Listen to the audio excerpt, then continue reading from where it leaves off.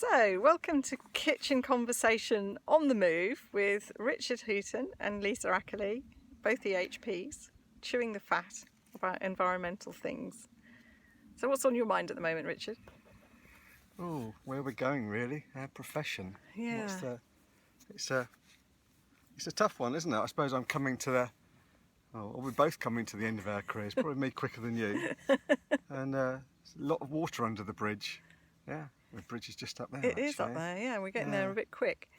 It's I don't know, you know, I think about, and it's good our profession has gone degree based. I'm a diploma student, but I think back to those days and that grounding that you got while you were training, wasn't it? It's fantastic. With the local authority. Yeah. I mean, we're as a profession, we're pragmatists, aren't we? You know, we're practical people. And whilst the degree is good, you know, I do see some EHPs, you know, coming on stream now, and they haven't quite got that set of skills. They can learn them, and they can develop them, absolutely. Yeah. But it's just, I don't know. Well, I'm a degree person, but you know, we did a year out with local authority.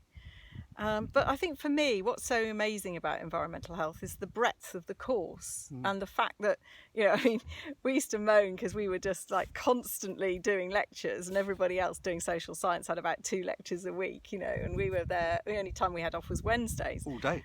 In the afternoon. Yeah. And I think what's really interesting for me is that breadth of education just helps you in all walks of life, not just as an environmental health practitioner, but, you know, it just makes you that much more practical and you sort of have a greater understanding of all sorts of things. And even if you just specialised in food, having a knowledge of health and safety, drainage, pollution and so on, it just makes you more rounded. Yeah. I still use it to this day. Yeah. So most of my work as a consultant is with the hospitality industry. And it's not just food, so I get involved in what we call pollution issues, housing issues, because staff are living in an HMO.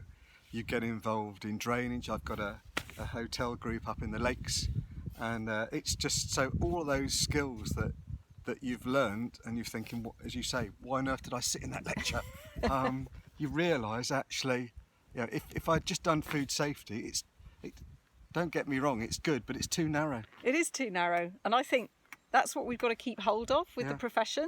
The fact that we have that grounding, which gives you a much wider understanding of so many issues when you're doing an inspection, because it might not, the problem that you're encompassing might not actually be a food safety issue. It might be something to do with the water, for example, or it might be sewage, or it might be a drain or some pest control issues. So it's not a pure science, and I think that's the value of an environmental health practitioner. Do you know, there's something else I think that I missed out on my training, and it's not done enough now, is actually spending time in a workplace, spending time in a working kitchen. And I don't just mean, you know, going in there for an hour or so, but actually having a week in there in a working kitchen, you know, in a factory, in a warehouse, and you get to see, you know, how this is the real world. And that's our skill, isn't it? Yeah. We can practical. Yeah, we can be the sort of that link between the real world, not just the law, but actually environmental health. Yeah. And I've always felt we need that.